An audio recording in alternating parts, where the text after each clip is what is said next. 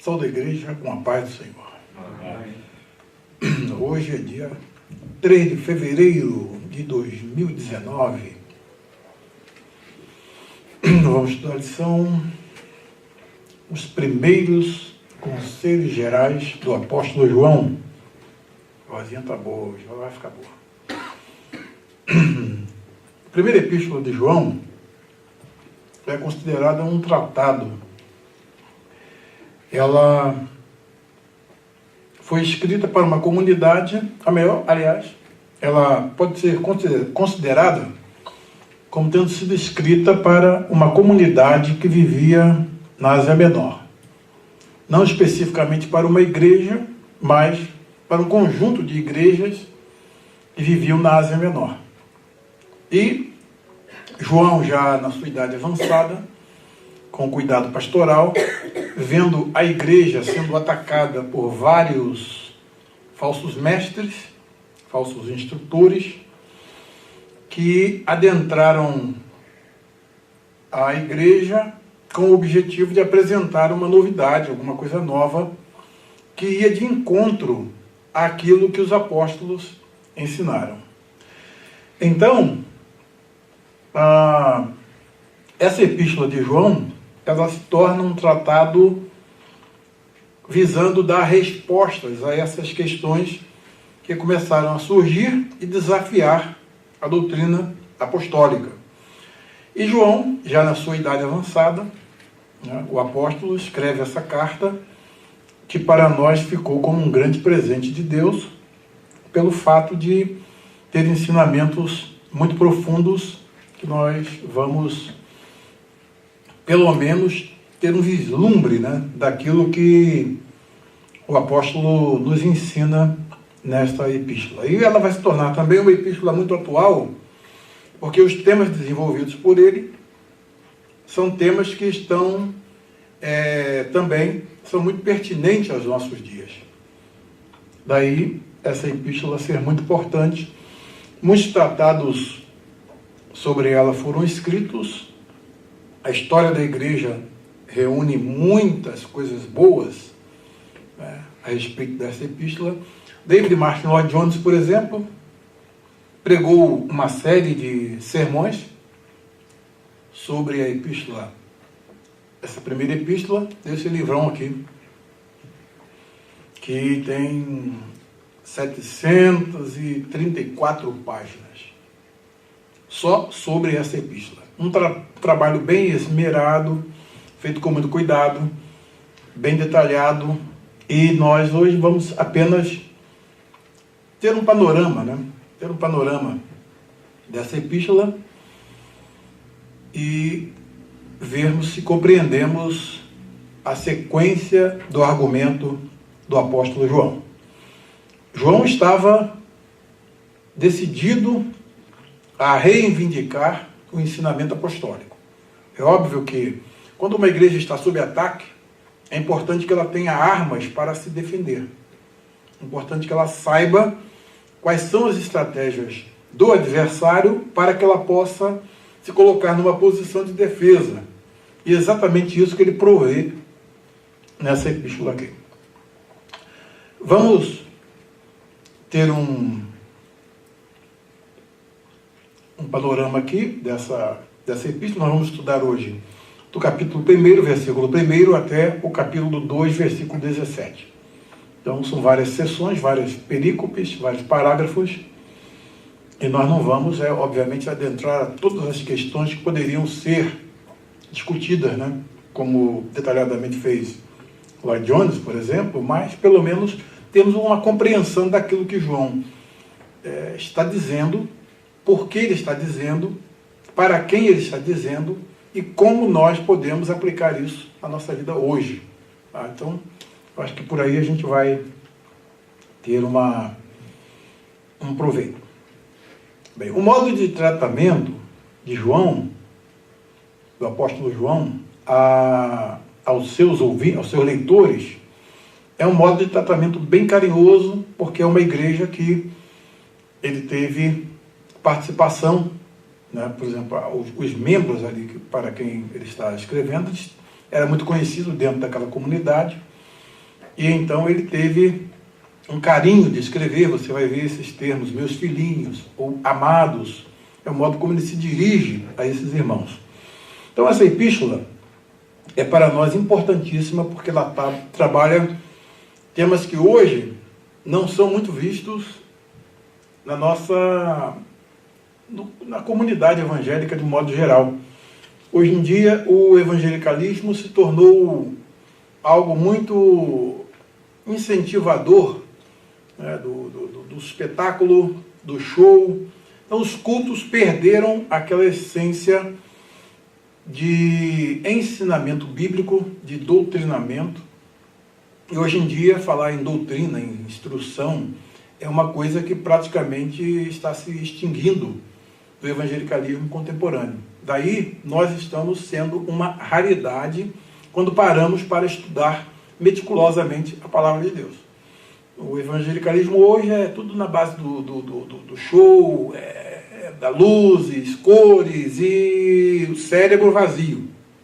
Conhecimento de Bíblia, zero. Analfabetismo bíblico e teológico gigantesco.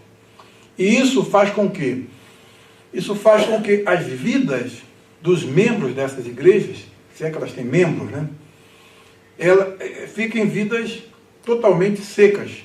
Tem até um livro com esse título, né, Vidas Secas.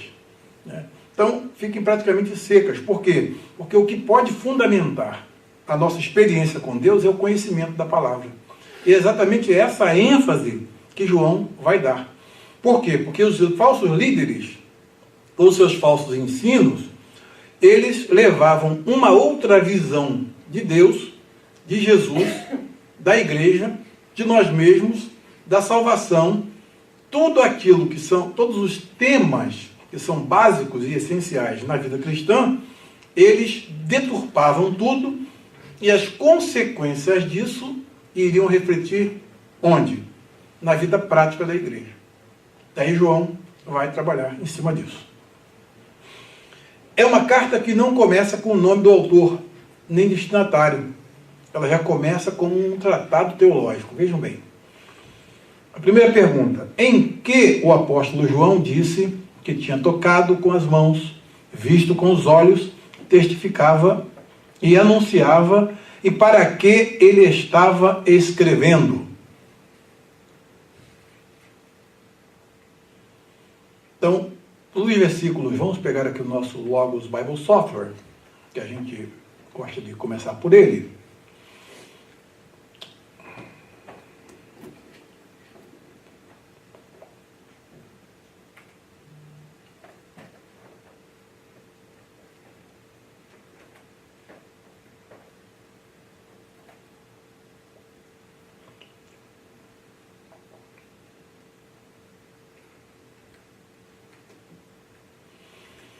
Diz o que era desde o princípio, o que vimos com os nossos olhos, o que temos contemplado, e as nossas mãos tocaram da palavra da vida. Aí, esse primeiro versículo, tem essas primeiras cláusulas aqui, que elas dão oportunidade para nós refletirmos sobre quem é o referente aludido aqui por João. A começar, quando nós pegamos, por exemplo, o texto grego dessa passagem, nós vamos ver que ele utiliza aqui, né, dizendo o que era, no sentido de aquilo que era, no sentido de a coisa que era, quando o neutro, aqui nem é o masculino nem é o feminino, é o neutro. Então o neutro é relativo a um objeto. É interessante que, quando ele diz o que era desde o princípio, o que vimos com os nossos olhos, o que temos ouvido, todas as vezes ele tem aqui o pronome neutro. Ró,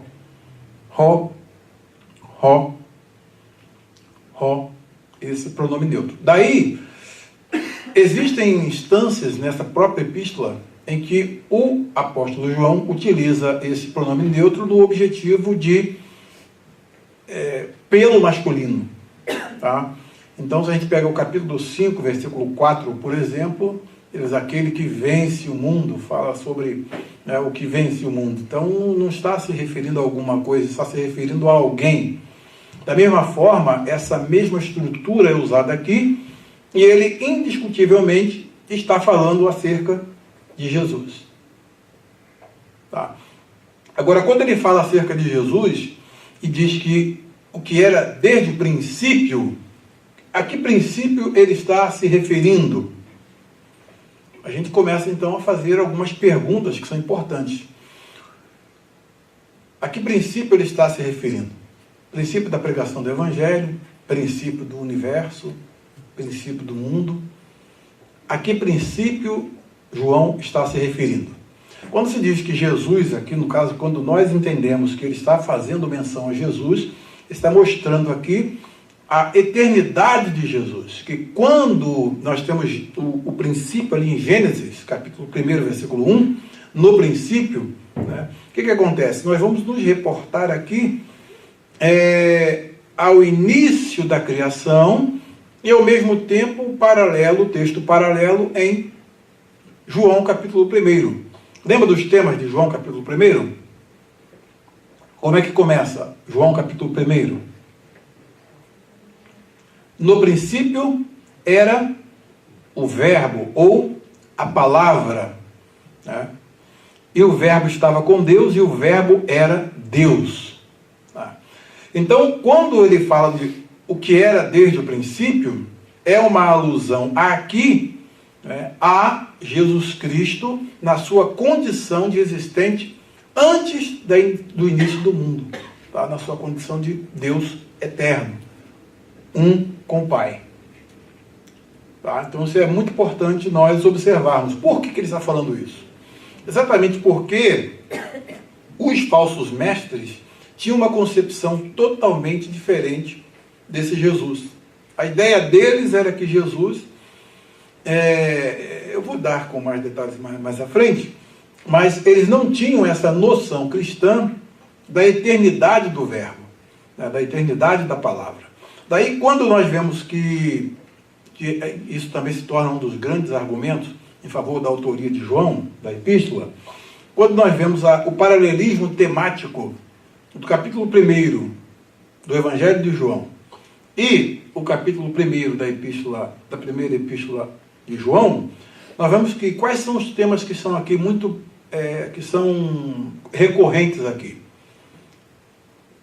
Logos, a palavra, você vai ver vida, luz, trevas. Pode observar que o capítulo 1 dessa epístola vai também trabalhar esses temas. Então, é muito importante nós trabalharmos o texto em diálogo um com o outro, para que nós possamos, através de um, iluminar o outro. Tá? Então, quando se fala que no princípio era o verbo, e o verbo estava com Deus, e o verbo era Deus, o que acontece? Esse princípio é o princípio da criação. Tá? Quando se fala que o verbo estava com Deus, significa que antes da criação ele já era. É exatamente aquilo que João enfatiza de diversas formas, em diversos lugares. Né? Antes que Abraão fosse, eu sou. Você não tem nem 50 anos, como é que você está dizendo que antes de Abraão fosse, tu és? O que deu na sua cabeça? Então, é exatamente essa noção, tá, que João vai enfatizar para poder contestar a ideia que os falsos mestres tinham. Nessa época, nós temos, assim, por assim dizer, é uma fase embrionária do que se chamou posteriormente de gnosticismo. O que foi o gnosticismo? O gnosticismo foi uma seita surgida, inclusive, de membros das igrejas, tá, que começaram a abraçar um certo sistema de filosofia grega e esoterismo e criaram um sistema sincrético, tá, misturado de crenças, e essas crenças passaram a moldar novamente as crenças cristãs. Daí eles refizeram um conjunto de ensinamentos, né, que distorciam totalmente os ensinamentos dos apóstolos e da doutrina cristã. Então esse gnosticismo, aqui ele está numa fase embrionária. Temos aqui essa carta sendo escrita numa época já bem avançada, presume-se lá pelo ano 95, mais ou menos, né? E talvez ele escreva de Éfeso, esteja em Éfeso, antes de ser exilado lá para a ilha de Patmos. Ele então ataca, ele vai começar a dialogar com esses indivíduos e reafirmar aquilo que ele participou e o conhecimento que recebeu de um modo, através de revelação, tanto pessoal como por inspiração acerca da pessoa de Jesus. Ele vai reinterpretar Jesus para aquela comunidade que estava com uma série de outras ideias que estavam sendo introduzidas lá e desvirtuando totalmente o conceito de quem era Jesus. Um desses conceitos fundamentais é que ele vai enfatizar várias vezes que Jesus era desde o princípio. Não é que no princípio Deus tenha criado Jesus, tá? Isso é muito importante nós sabermos que Jesus é co-eterno com o Pai e com o Espírito Santo. Esse é um conceito muito importante, mas que é importante ser enfatizado aqui, e João começa exatamente assim para poder a gente entender que ele está fazendo alusão a conceitos que outrora ele já tinha passado para aqueles crentes e o Evangelho de João. No princípio era o Verbo, e o Verbo estava com Deus, e o Verbo era Deus. Ele estava no princípio com Deus. Todas as coisas foram feitas por intermédio dele, e sem ele, nada do que foi feito se fez. Tá? Daí mostra Jesus como sendo coeterno com o Pai, e sendo o criador de todas as coisas. E ele é o Logos, ele é a palavra. O conceito de palavra aqui, que inclusive é usado aqui no termo grego Logos, ele...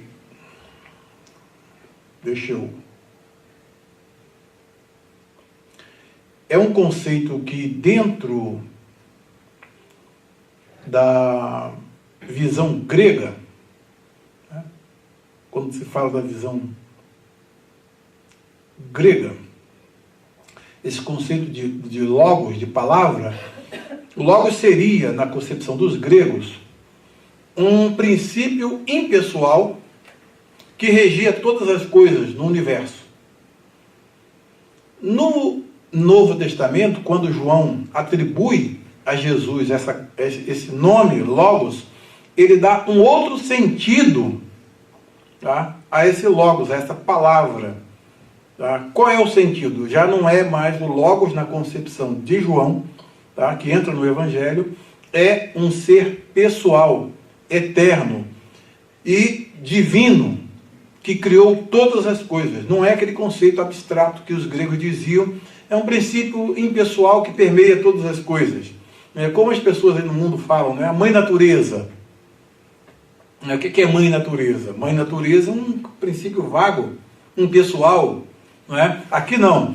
Quando ele diz que Jesus, né, no princípio era o verbo, era a palavra, esse logos aqui já não tem aquele mesmo sentido de que os gregos atribuíam a ele, aquele sentido que os gregos atribuíam. E sim, ele está falando para uma comunidade que está dentro de um ambiente grego, tá? É a comunidade que usa a Septuaginta como tendo o seu texto do dia a dia, é a Bíblia revista e corrigida deles, tá? Então, Jesus aqui, que é a palavra, ele é apresentado aqui como sendo alguém pessoal, tá? Então, é esse conceito novo que entra no Novo Testamento e que João vai reafirmar, dizendo que é aquele que era desde o princípio.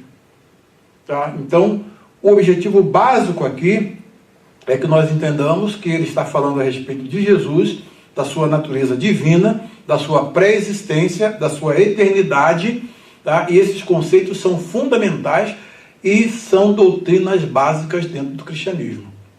Quando os falsos mestres negavam isso, eles então já estavam trazendo para os crentes ali conceitos que iriam levá-los ao tipo de vida que eles estavam vivendo, e no caso ia influenciar. Sempre assim, Tudo começa com a teologia. Se a teologia estiver errada, a prática vai estar errada. Se a teologia estiver certa, a prática vai estar certa.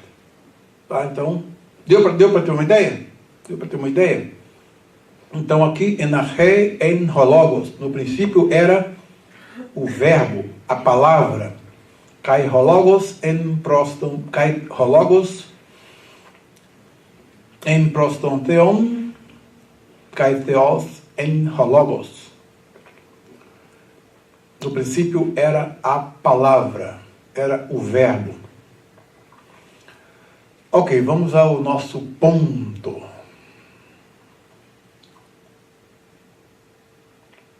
O nosso ponto aqui.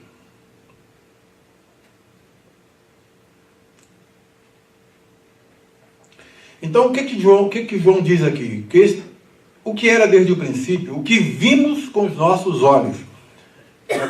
Jesus não foi uma miragem nem um fantasma, foi alguém com quem João interagiu pessoalmente. Ele usa o verbo aqui no plural, vimos, não foi uma testemunha apenas. Né? Alguns dos gnósticos, dos falsos mestres, diziam que Jesus ele teve uma aparência de ser humano, mas na realidade ele não foi um ser humano. Foi simplesmente uma aparição do ser humano. Então, não, nós vimos com nossos olhos, temos contemplado, tá? E as nossas mãos tocaram da palavra da vida. Quando ele é chamado de palavra da vida aqui, essa expressão aqui, é uma expressão que é uma palavra que se fez carne, tá? Habitou entre nós, e através dela nós temos a vida eterna. Então ela é a que produz a vida, ela que dá a vida eterna. Então isso não foi uma experiência que eles tiveram de um delírio coletivo. Eles realmente estiveram com Jesus, conversaram com Jesus, comeram com Jesus, sentaram com Jesus, ouviram Jesus, interagiram com Jesus, tá? E é por isso que ele está dando essa colocação logo no início. Esses versículos são praticamente, eles dão todo o tema da epístola. É daí que você vai desenvolver todos os assuntos. Esses 4 primeiros versículos aqui são fundamentais. E diz, porque a vida foi manifestada. Quando é que a vida foi manifestada? Lembra que de João, a vida estava nele. E a vida era a luz dos homens. Quando diz que a vida foi manifestada, quem trouxe essa vida? Na realidade, quem trouxe essa vida eterna para fazer parte da experiência humana foi Jesus. Então, a vida foi manifestada, a vida estava nele e a vida era a luz dos homens. Então, ele diz aqui, e nós a vimos. Então, a vida foi manifestada e nós a vimos. Como? Porque o verbo, essa palavra, se fez carne. Como é que a gente vai entender que Jesus era o verbo e estava lá com Deus no princípio?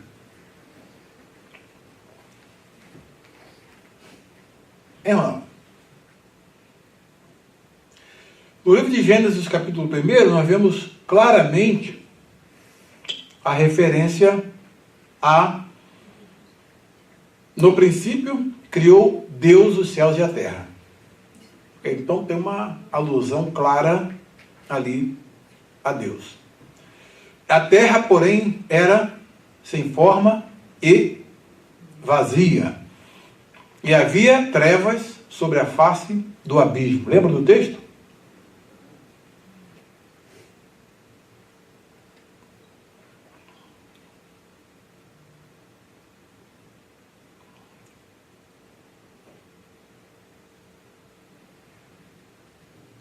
Vou botar aqui para você não ficar forçando muito a memória.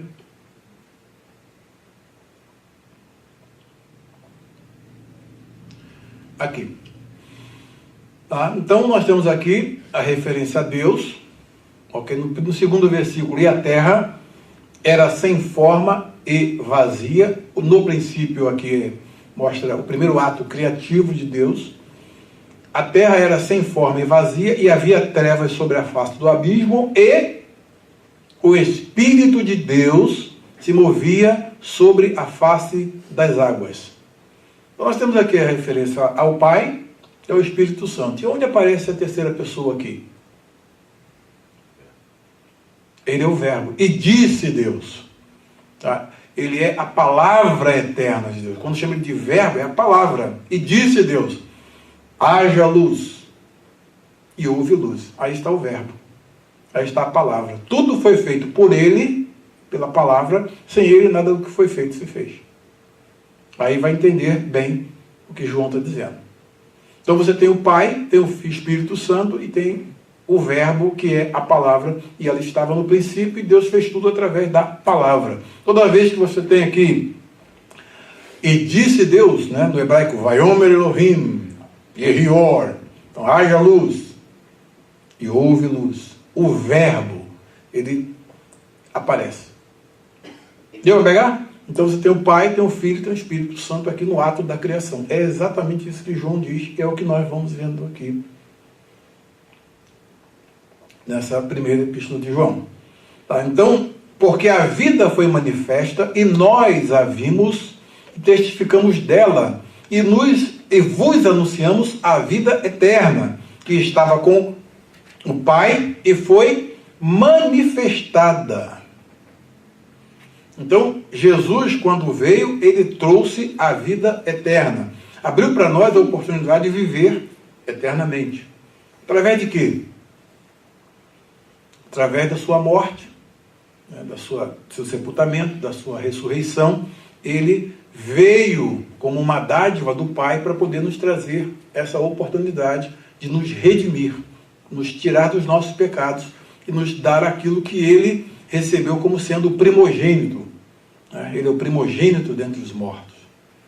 Tá? Então agora nós também estamos juntamente com ele marcados para poder desfrutar desse benefício da vida eterna. Tá?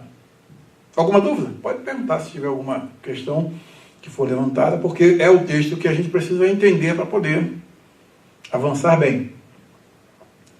Tá? Então aí essa vida foi manifestada até o momento da vinda de Jesus. Tudo estava sob promessas no Antigo Testamento. Agora aqui, com a vinda de Jesus, nós vemos que o projeto se cumpre e Jesus vem trazendo esta nova revelação, né? E ele, sendo o verbo, ele se torna carne. Ele encarna. A encarnação é um dos pontos fundamentais que João está defendendo aqui e que os gnósticos negavam. Tá? Os falsos mestres negavam. E negar a encarnação, negar a ressurreição, é negar todos os pilares do cristianismo. Não existe cristianismo sem a encarnação, sem a ressurreição. Não tem possibilidade de existir esperança alguma se esses pilares forem demovidos. Os falsos mestres faziam exatamente isso. Tentavam demover esses ensinamentos ou ressemantizá-los, dar novos sentidos que na realidade eram uma total negação daquilo que a palavra vem ensinando. Esses são os pontos que João vai atacar na sua carta. Tá? E aí então ele diz, o que vimos e ouvimos, olha, novamente ele apela aqui para os sentidos, né? Nós vimos, nós ouvimos. Tá? Isso vos anunciamos para que tenhais comunhão conosco, e a nossa comunhão é com o Pai e com seu Filho Jesus Cristo. Daí, quando ele mostra aos irmãos ali, naquela comunidade, que eles precisam atentar para o que ele está dizendo, é exatamente pelo fato de que, se eles ouvissem os falsos mestres, eles iriam, né, trocar a experiência que eles estavam tendo com o Pai e com o Filho pela experiência falsa que os falsos mestres estavam tendo. Tá? Por quê? Porque os falsos mestres diziam que a salvação era obtida através da gnosis, né, que é o conhecimento. Então, era uma experiência que eles tinham, mística, oculta, só para os iniciados. Era como uma seita que o indivíduo tinha que entrar lá e participar daquela seita e participar dos ritos de iniciação. Se ele não participasse dos ritos de iniciação, tá, eles não tinham condição de se salvar. Então, eles estavam substituindo totalmente todos os pilares do Evangelho. Totalmente. Aí o que o João está prevenindo esses irmãos? A comunhão de vocês é conosco. Por quê? Porque em João, o apóstolo, e nos apóstolos tinha o Espírito Santo.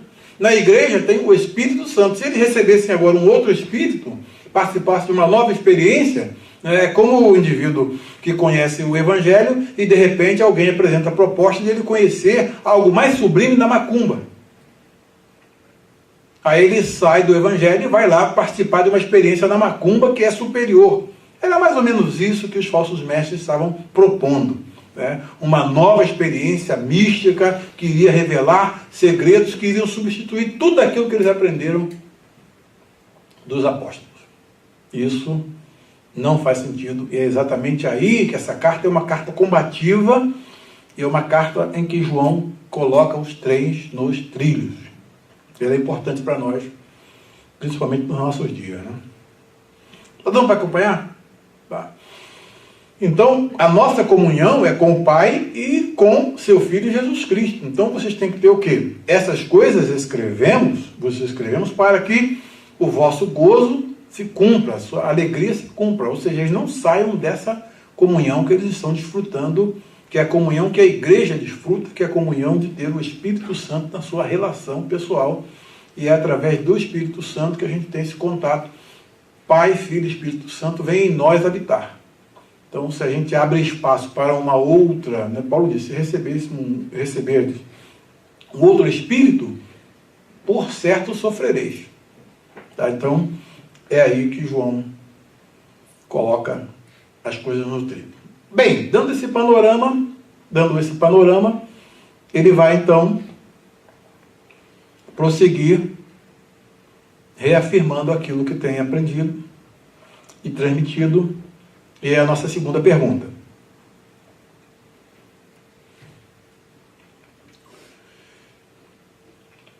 Qual a mensagem que o apóstolo João ouviu e a anunciava? O que devemos ter para que os nossos pecados sejam perdoados? E o que nos purifica? Os versículos 5 a 7. E esta é a mensagem, deixa eu colocar aqui mostra aqui da revista aí, atualizada.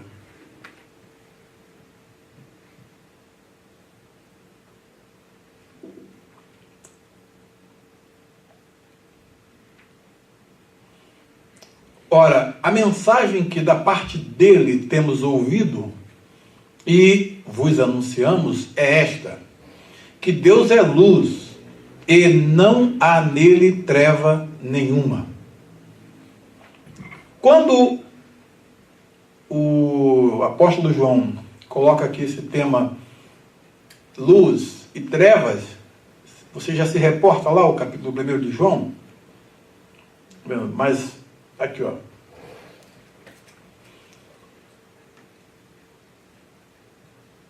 A luz resplandece nas trevas e as trevas não prevaleceram contra ela. Tá? Aqui você observa bem, o tema de luz e trevas está bem vinculado aqui ao capítulo 1 do Evangelho de João. E o que ele diz aqui é exatamente isso, que Deus é a luz, ou seja, quando diz que Deus é a luz, está referindo à sua pureza, ao seu caráter puro, ao seu caráter totalmente santo, e nele não há nenhum tipo de impureza ou trevas. Do ponto de vista espiritual e moral, Deus é espírito puro e totalmente santo, justo. Todas as qualidades, né, que nós já estudamos acerca do ser de Deus. Dá para entender? Então, quando diz que Deus é luz e não há treva nenhuma, não tem condição de se conceber um Deus com falhas, com defeitos ou imperfeições. É um Deus totalmente perfeito. Mas quais são as implicações disso? Ele já vai falar o quê? Das implicações morais dos ensinamentos dos falsos mestres. Diz, se... Aqui. Se dissermos que temos comunhão com Ele e andarmos em trevas, mentimos e não praticamos a verdade. Daí, então, esses falsos mestres disseram que descobriram agora algo extraordinário acerca de Deus, mais do que a revelação cristã. Mas como nós vimos na nossa aula passada, eles tinham dois tipos de vida. Ou era uma vida de ascetismo, ou era uma vida dissoluta. Por quê? Qual é a concepção que eles tinham do corpo, da matéria? Que a matéria em si era totalmente impura, irredimível. Tá? Então, havia dentro da perspectiva deles, né, qual que seria a salvação para eles? A salvação seria sair, tirar o espírito dessa prisão que é o corpo, para que ele fosse reabsorvido no ser divino. Essa era a ideia de soteriologia deles, a salvação. Tá? Aí como eles faziam isso? Ou através do ascetismo, privando o corpo ao máximo de tudo, ou se entregando à dissolução, à impureza moral, a todo tipo de vida contrária aos princípios da palavra de Deus. Ou seja, eles diziam que tinham alcançado a luz, mas viviam em trevas. Por quê? Porque o comportamento deles era uma negação prática, dizendo que eles não tinham conhecimento de Deus de fato. Entendeu, Lafayette? Então o indivíduo diz, nós temos um conhecimento extraordinário de Deus agora que eu quero apresentar para vocês. Aí vai ver a vida dele. É um adúltero, vive numa vida de promiscuidade, vive uma vida totalmente dissoluta e dizendo que ele tem, mesmo assim, uma comunhão especial com Deus maior do que os cristãos têm. Esse era o ensinamento dos falsos mestres. Eles viviam uma vida totalmente reprovável do ponto de vista moral e, ao mesmo tempo, né, reivindicavam que possuíam uma luz superior à do cristianismo, tá? Isso eram membros de igrejas, alguns que saíram da igreja para poder começar a ensinar isso, tá? E agora eles estavam num patamar em que eles não tinham concepção, não tinham uma concepção correta do que tinha sido ensinado pelos apóstolos. O conceito de pecado, por exemplo, para eles já não existia mais. Então, aí João está dizendo, se dissermos que temos comunhão com Deus, que é luz, tá, e andarmos em trevas, mentimos e não praticamos a verdade. Mas se andarmos na luz, como Ele na luz está, aí sim, quem tem comunhão com Deus vai viver uma vida santa, uma vida piedosa, uma vida de acordo com os princípios da palavra de Deus. Tá? Quando o contrário existe, então a fonte está totalmente errada. Se vive nas trevas, trevas morais, vive numa vida totalmente reprovada do ponto de vista moral, então nega a fonte de relacionamento. Não tem comunhão com Deus. E diz aqui, quem faz isso está mentindo e não praticando a verdade. Qual a diferença de praticar a verdade e praticar o que é correto? Você vai ver nessa mesma sequência aqui, você vai ver que praticar a verdade, muitas das vezes, significa reconhecer que nós estamos errados. Se não existe o conceito de erro, como é que você vai ter condição de reconhecer que você está errado? Os falsos mestres aboliram totalmente o conceito de pecado. Não existe para eles pecado. Toda a matéria é pecaminosa. Para eles, toda a matéria era pecaminosa. Toda a matéria era não passível de redenção. Por isso que eles diziam que Jesus não havia possibilidade de Jesus, sendo divino, encarnar. Por quê? Porque como é que o Deus puro ia entrar na matéria que é impura? Aí eles diziam, não, então encarnação não existe. Essa era a concepção deles. Aí vem João dizendo, bem, vamos aplicar aqui o princípio moral. O que acontece do ponto de vista moral? Bem, eles estão dizendo que tem uma nova luz, mas vivem nas trevas. Por quê? Porque através do conhecimento que nós temos da palavra, sabemos o que é um comportamento que é um comportamento de trevas, um comportamento que é um comportamento de luz. Nós sabemos. Eles viviam nas trevas e diziam que estavam em comunhão com a luz. João está dizendo, vocês são mentirosos. Tá? E diz, mas se andarmos na luz, como ele na luz está, temos comunhão uns com os outros. Aí vem, e o sangue de Jesus Cristo, seu Filho, nos purifica de todo o pecado. Ou seja, João está dizendo que nós não podemos negar a pecaminosidade humana, porque foi para ela que Jesus veio. A redenção, ela existe porque nós somos pecadores. A partir do momento que não existe mais pecado, para que redenção? Para que redentor? Para que sacrifício? Para que morte na cruz? Tudo isso perde o valor. Observa bem como é que o falso ensino ele pode trazer consequências danosas. Tá? Então, é importante que nós reconheçamos o nosso estado de fraqueza, tá? De fragilidade, a depravação humana, tá? Para que nós possamos entender por que Deus enviou seu Filho ao mundo. A partir do momento que nós entendemos que somos pecadores, e aí vem um aspecto importante, embora redimidos, nós não somos perfeitos, tá? Não existe esse conceito de perfeição. Nós não somos perfeitos, nós somos pecadores, e não podemos esquecer isso, tá? Em nenhum momento, nós somos pecadores. E como somos pecadores, o que Pedro disse? Nós somos chamados para a aspersão do sangue do Cordeiro. A aspersão do sangue de Cristo. Ou seja, a cada dia que passa, nós precisamos nos valer desse sangue que expia e purifica o nosso pecado. É a única coisa que nos faz ter condição de nos manter na presença de Deus. A partir do momento que o indivíduo diz que não tem pecado, ele anula totalmente tudo aquilo que Jesus fez. Os falsos mestres estavam fazendo isso.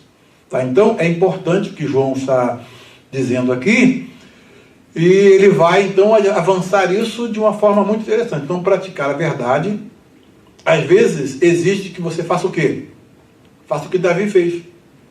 Leia Salmo 32, leia Salmo 51. O que você vai ver que Davi estava fazendo? Depois que ele peca com Batseba, o que ele faz? O pecado teve uma repercussão pública, né? Teve uma repercussão pública em Israel. Então, ele não teve a parcimônia, ele não se privou de deixar isso publicado num salmo.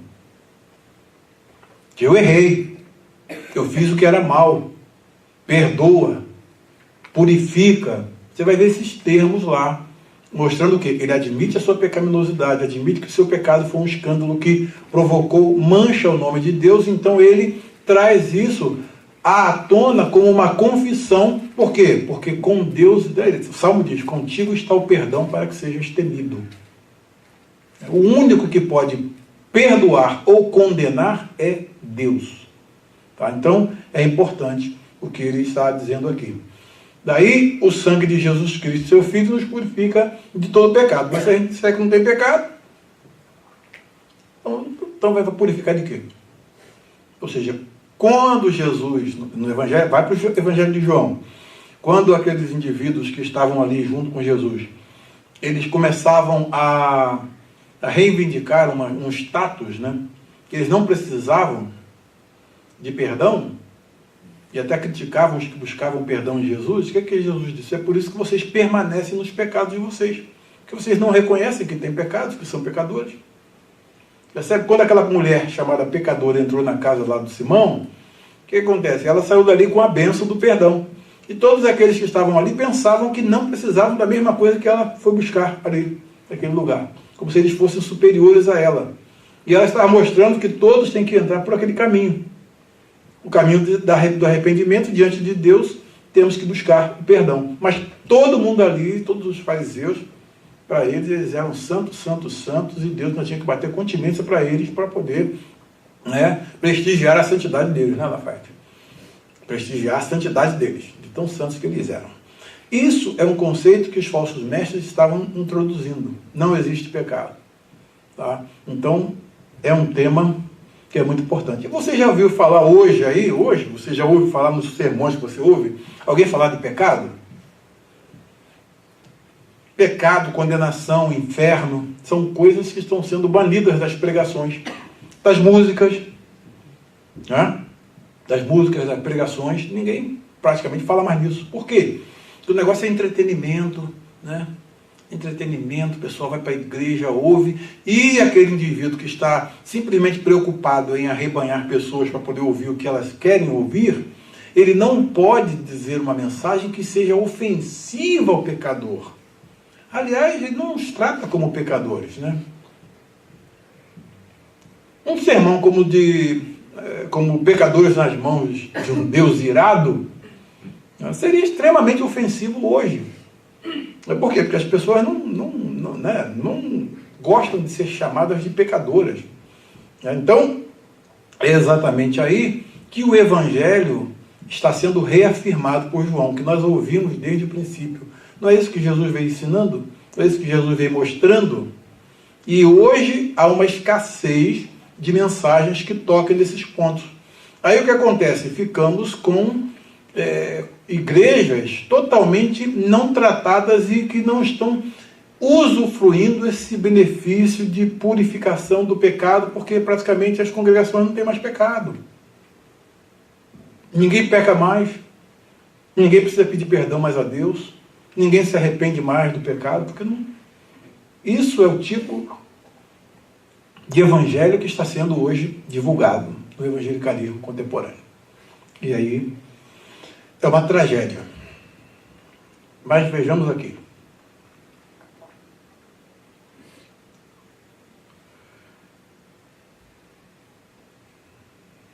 João hoje seria muito inadequado, né?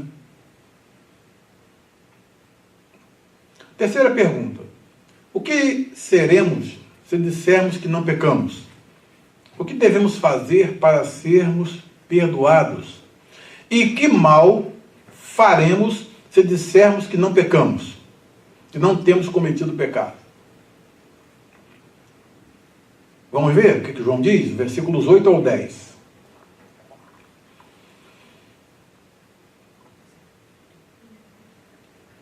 Aqui. Se dissermos que não temos pecado, se afirmarmos que estamos sem pecado, enganamo-nos a nós mesmos.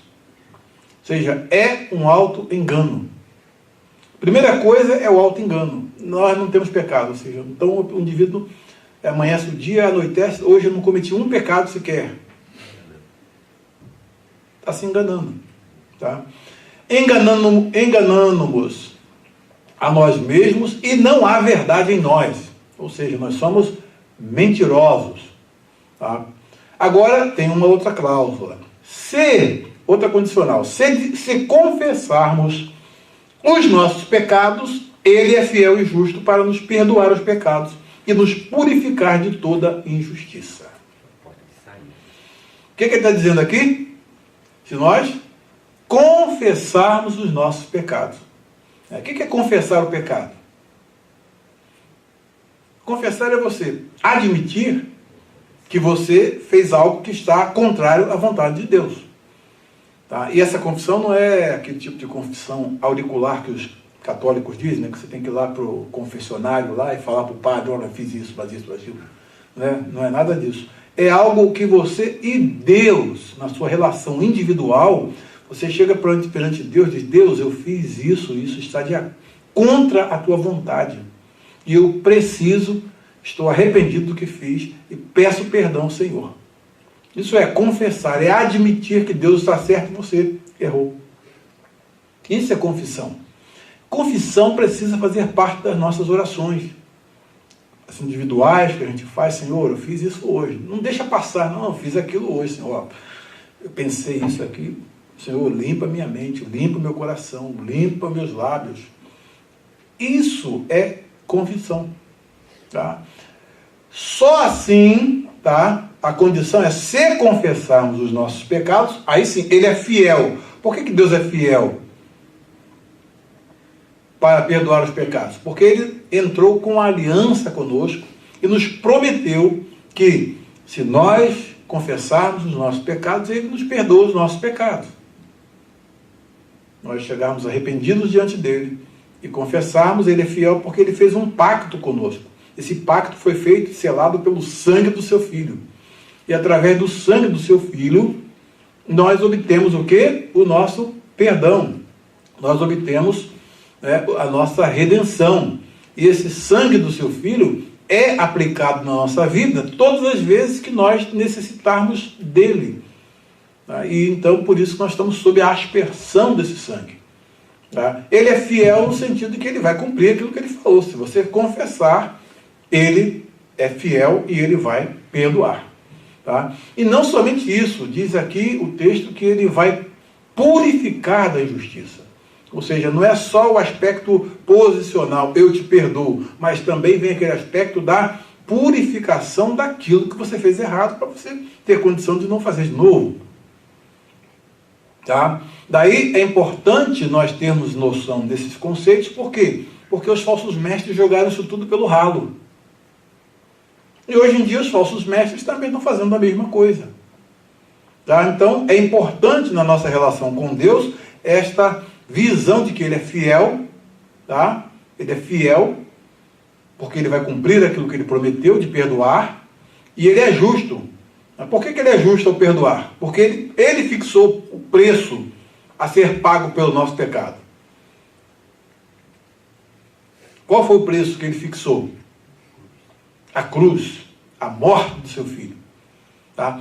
Se você diminui o conceito de pecado, você diminui o horror da cruz, gente.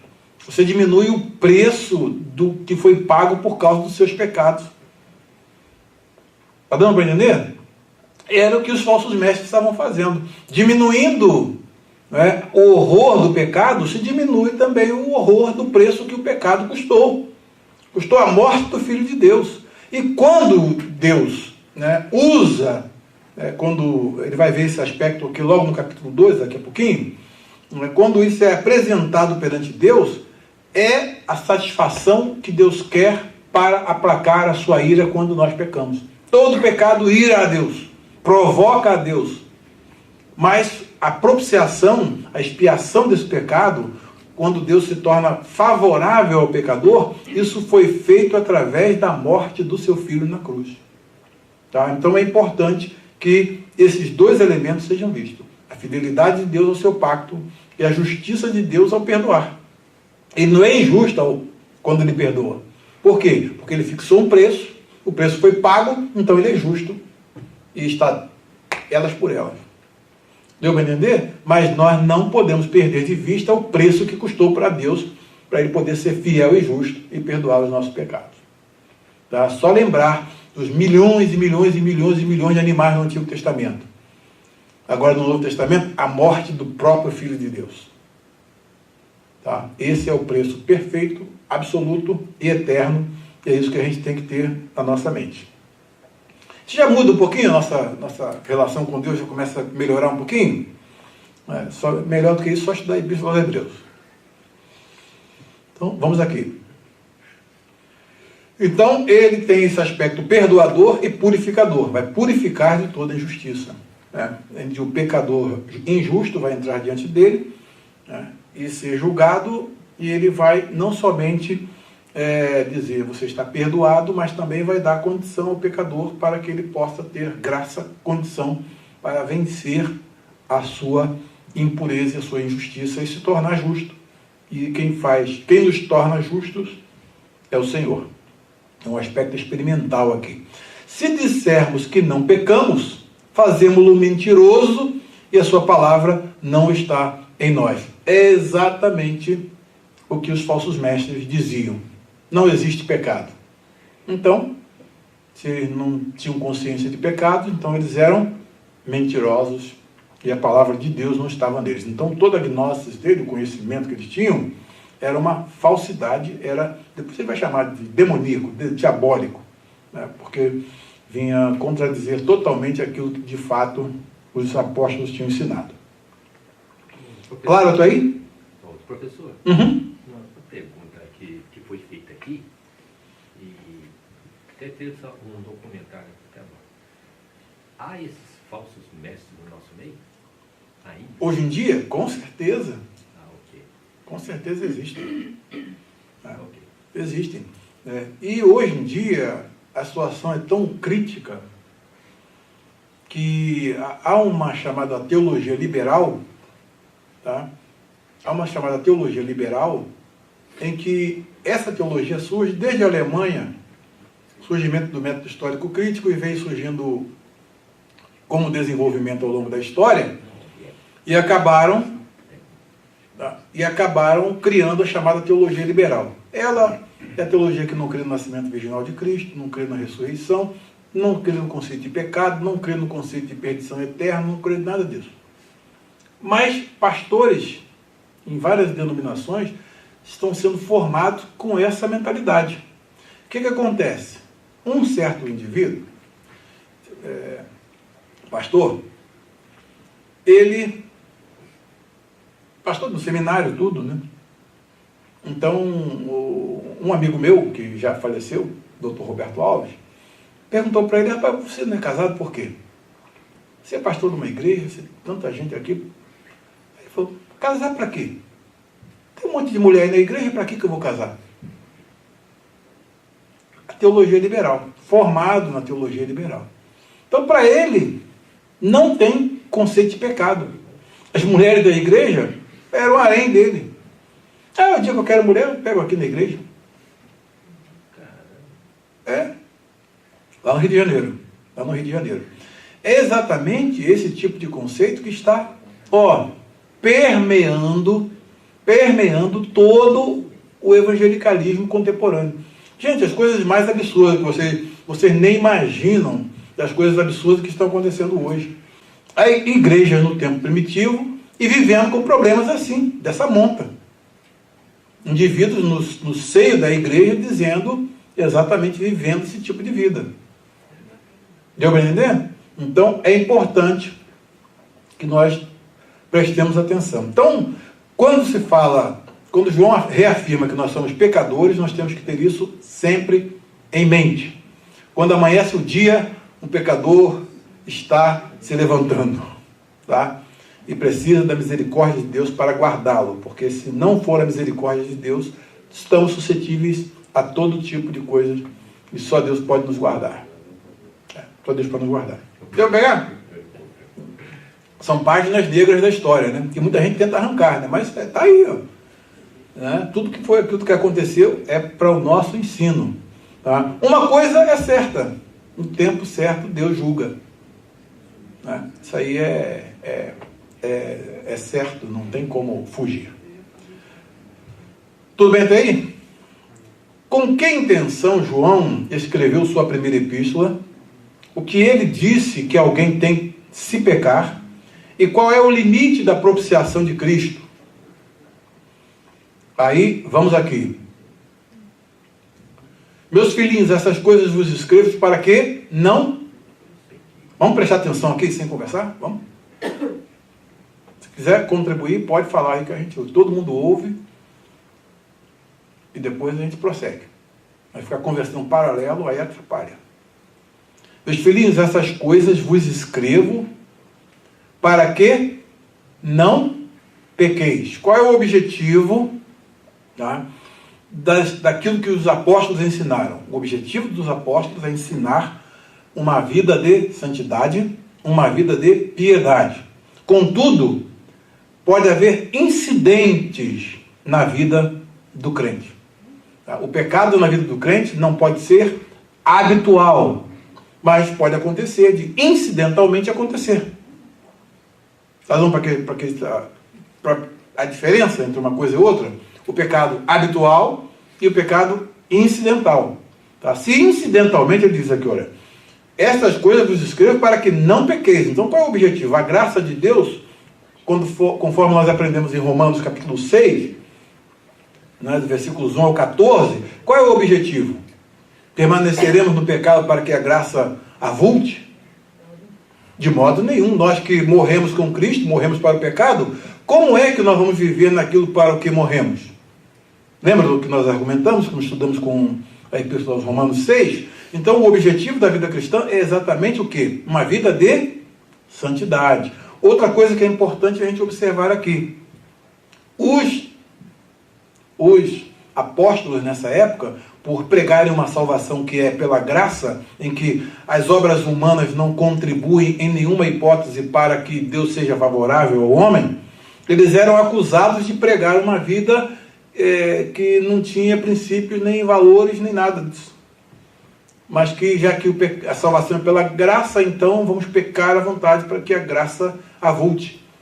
Paulo negou isso e os apóstolos aqui, João está negando, mostrando que o objetivo da vida cristã, quando nós somos redimidos, é exatamente o quê? É viver uma vida sem pecado. Contudo, há a possibilidade de vivermos sem pecar? Impecáveis? Perfeitos? Não. Dois extremos, tá? Que o pecado habitual e essa imagem de que a gente pode viver uma vida sem nunca cometer um pecado sequer. Tá? Aí ele já disse antes, se nós dissermos que nós não temos pecado, então nós somos mentirosos. Percebem? Tá? Aí ele diz aqui, essas coisas vos escrevo para que não pequeis. E se alguém pecar, bem, mas aconteceu um acidente, aconteceu de alguém pecar. O que acontece, Eduardo? Temos um advogado para com o Pai. Um advogado, aqui é usada a palavra, né, paráclitos, né, que é a mesma palavra que é usada para o Espírito Santo no Evangelho de João. É aquele que vai se colocar junto de você, para quê? Para te defender. Tá? E essa defesa do advogado não é baseada na sua inocência. Ele vai apresentar diante de Deus a sua culpa. Porém, da tratativa dele com Deus, ele vai apresentar alguma coisa que vai fazer com que Deus seja favorável a você. O quê? O seu sacrifício, que foi a exigência que o Pai fez dele para que ele pudesse advogar a sua causa. Então o pecador entra no tribunal condenado, o advogado não vai dizer, não, juiz, esse rapaz aí é gente boa, ele não fez assim uma coisa tão ruim, não. Não, ele vai dizer, ele fez isso, ele errou, ele transgrediu a tua lei, merece a tua punição, a sentença máxima, porém, eu paguei por ele a sentença máxima.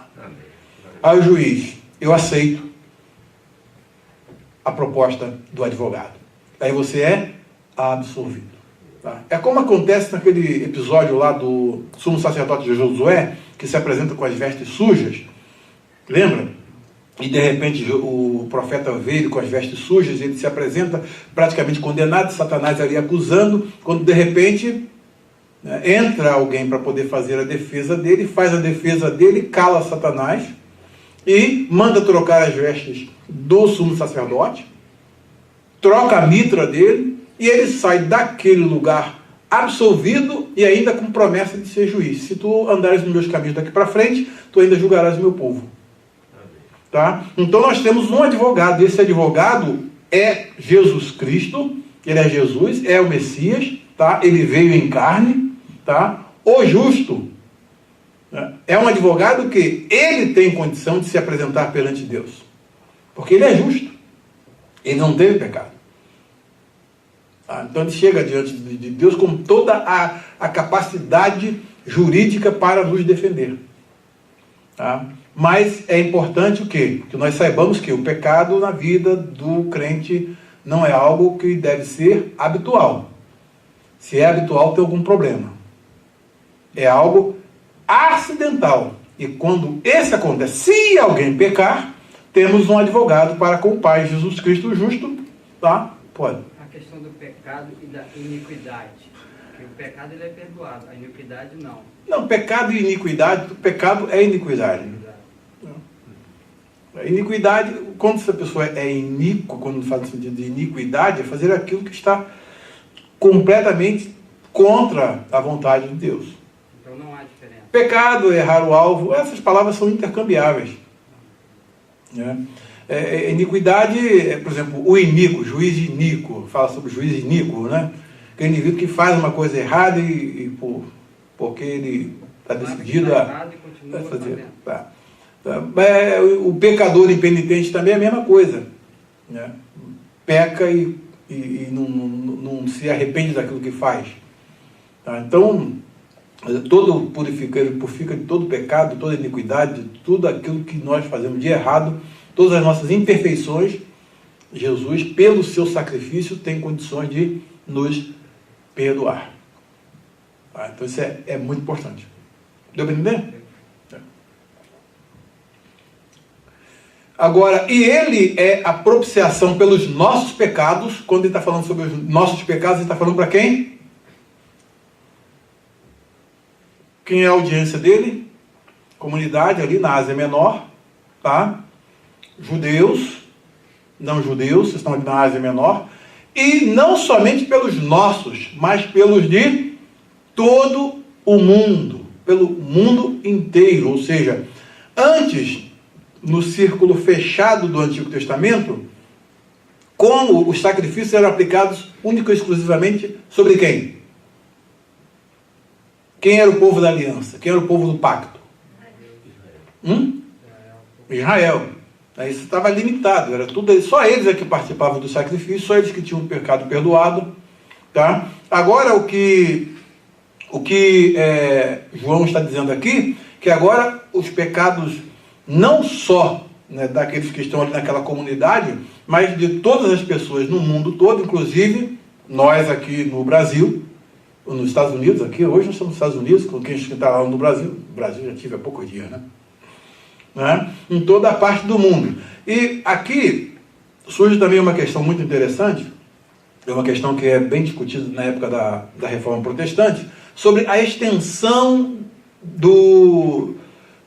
da aplicação da redenção. Ou seja, Jesus morreu por todas as pessoas do mundo.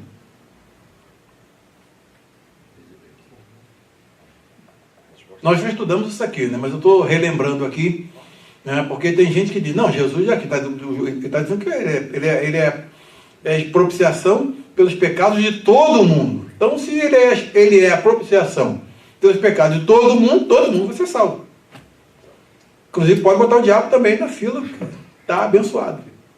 Você sabe que tem gente pregando isso daí, hoje em dia?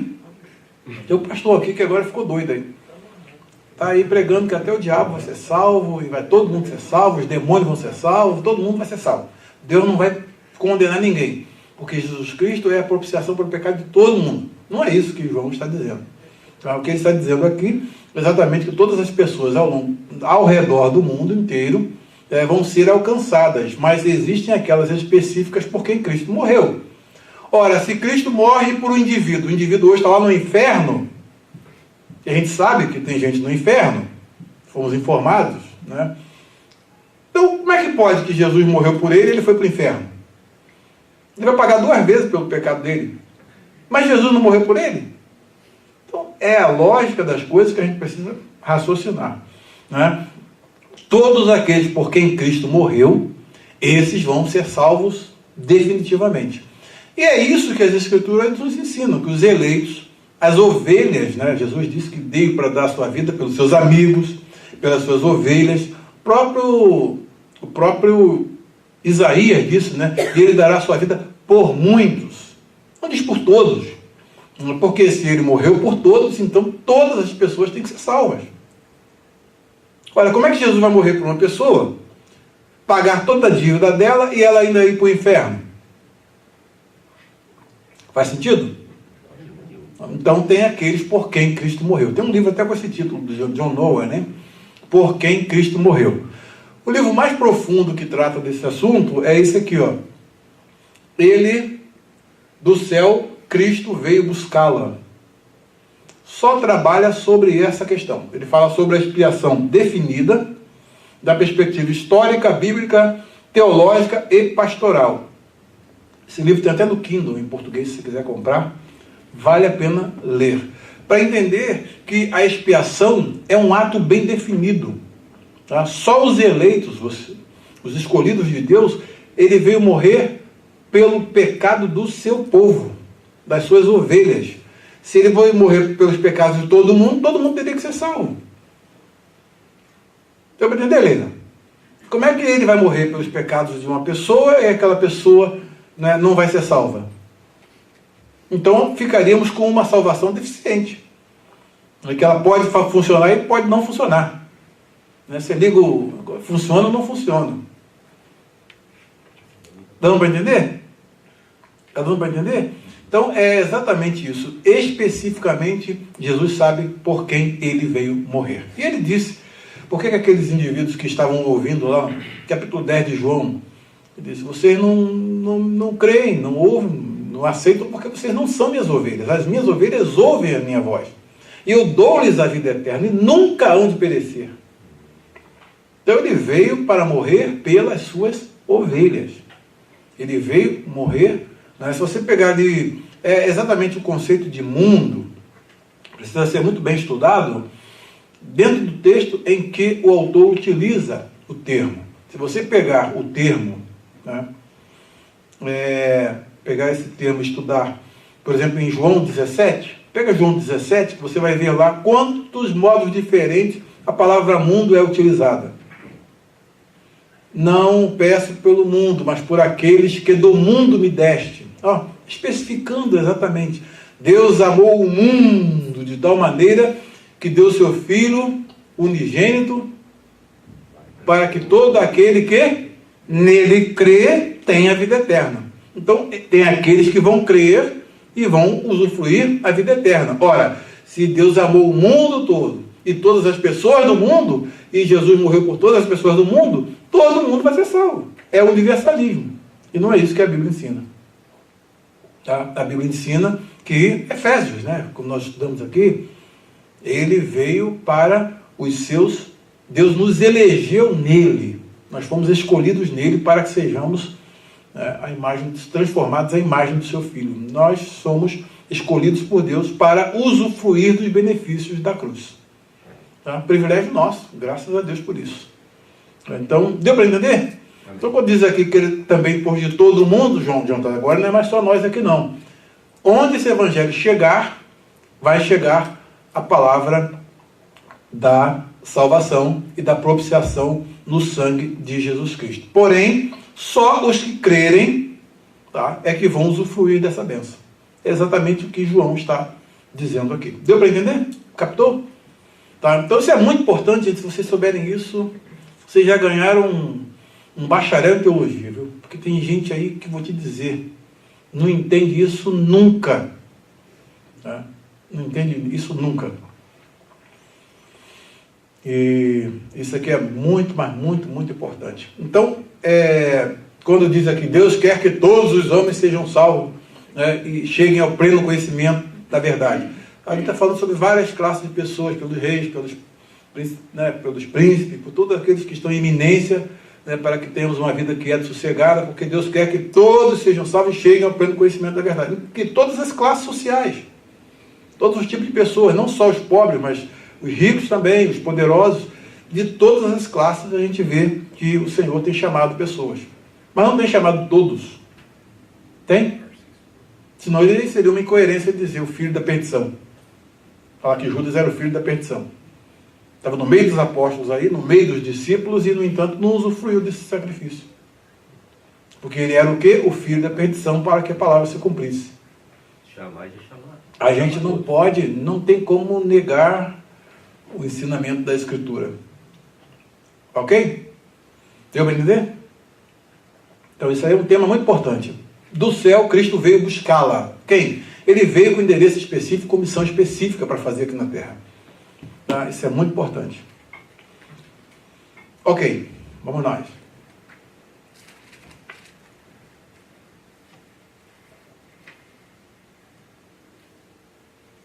Essa é uma velha questão que de vez em quando surge, mas precisa ser bem entendida. Segundo disse o apóstolo João, como podemos mostrar que conhecemos ao Senhor Jesus e o que deve fazer aquele que diz que está nele? E nisto sabemos que o conhecemos, se guardarmos os seus mandamentos. Então, o verbo conhecer é sintomático aqui, porque os gnósticos e os falsos mestres diziam que conheciam, mas viviam uma vida dissoluta, uma vida como essa aqui que eu citei para vocês aqui, uma vida totalmente fora dos padrões da palavra de Deus, dissoluta. Aí, o que ele está dizendo? Qual é o indicativo que mostra um verdadeiro crente, um verdadeiro servo de Deus, um verdadeiro seguidor de Jesus? Qual é a condição? Quando eu conheço a Deus. Então, se guardarmos os seus mandamentos. Eles transgrediam o mandamento de Deus, não adulterarás, né? Inclusive andavam, como disse para vocês, né? De casa em casa, levando mulherinhas carregadas de iniquidades, tá? Aí eles chegavam lá e diziam, não, esse negócio de corpo, aí o corpo tem que ser destruído. E como é que é destruído? O corpo é destruído? A gente vai para a cama e faz sexo até cansar. Tem que destruir o corpo. Aí eles iam lá, a mulher, é mesmo? É assim? Então vamos lá. Está na epístola do apóstolo Paulo. Era assim. O argumento deles era simples assim. Aí o que acontece? Esses falsos mestres estavam na contramão daquilo que Deus ensina e, para eles, é isso aí. Porque o corpo, para eles, não tinha que ser destruído. Então tinha duas formas. O ascetismo, a privação absoluta, ou a entrega absoluta aos prazeres. E o apóstolo diz que as mulherias carregadas de iniquidade adoravam a doutrina, viu? Gostavam da doutrina dos falsos mestres. Boa, tá aí. Então, ele está dizendo aqui, aquele que diz, eu conheço, olha o verbo conhecer aqui, eu conheço, e não guardo os seus mandamentos, é mentiroso. E nele não está a verdade. Mas qualquer que guarda a sua palavra, o amor de Deus está nele verdadeiramente aperfeiçoado. É que esse amor de Deus, tá? Esse amor de Deus é o amor que a gente tem a Deus, em resposta ao amor que Deus teve por nós. Então, o amor que Deus teve por nós levou-o a fazer o quê? A dar o seu filho para morrer por nós. E o guardar os mandamentos de Deus e obedecer os mandamentos de Deus é exatamente o quê? É uma mera resposta a esse amor de Deus. Tá? Quando nós amamos a Deus, nós procuramos fazer o quê? Tudo que agrada a Ele. Isso aqui que está dizendo. Aí sim, amamos a Deus porque Deus nos amou primeiro, e aí esta resposta vem trazer o quê? Uma perfeição de amor que vem de lá para cá e amor que vai dali para lá. Aí há um aperfeiçoamento aqui. O amor de Deus está nele verdadeiramente aperfeiçoado. E por isso a gente responde que guardando a sua palavra.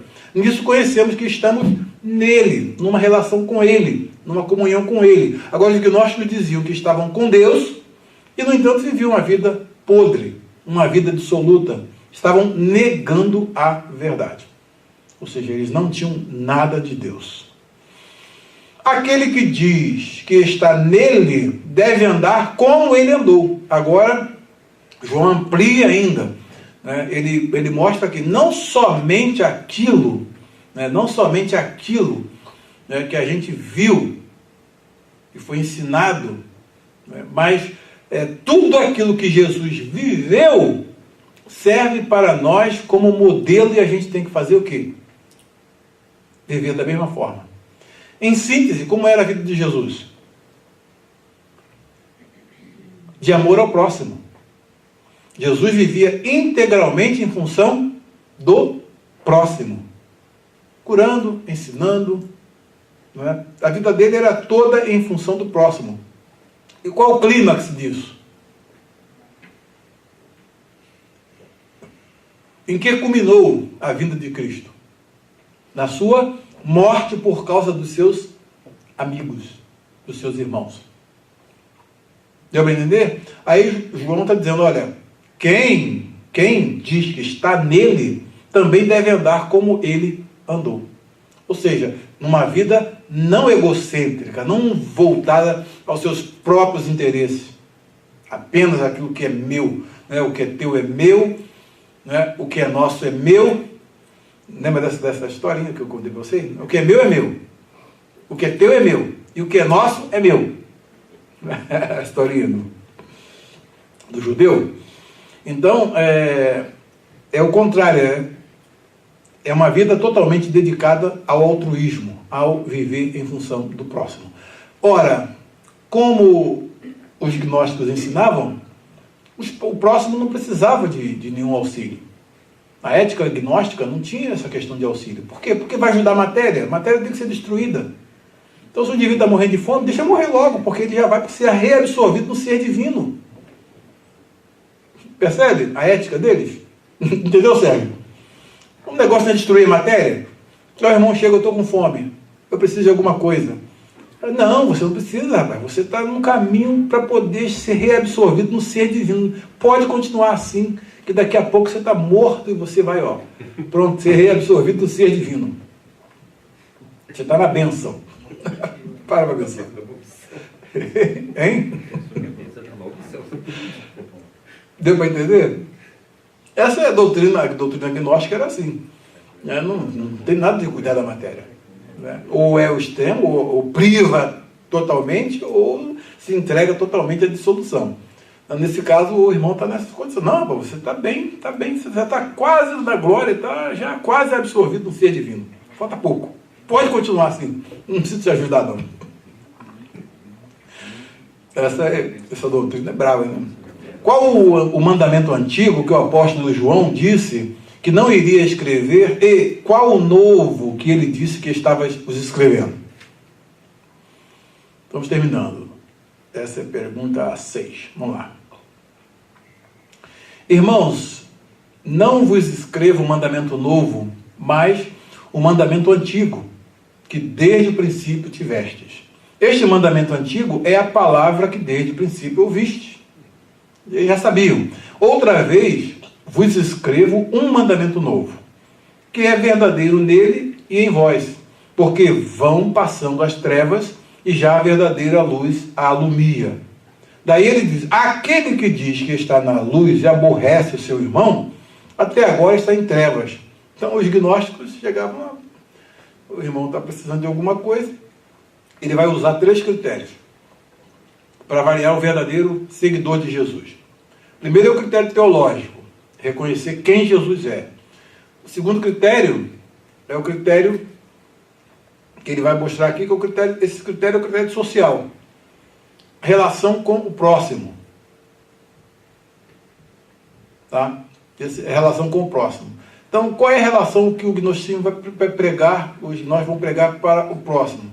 Bem, se a matéria tem que ser destruída, então não tem esse negócio de ajuda humanitária, nada disso não. Não tem nada disso não. Então,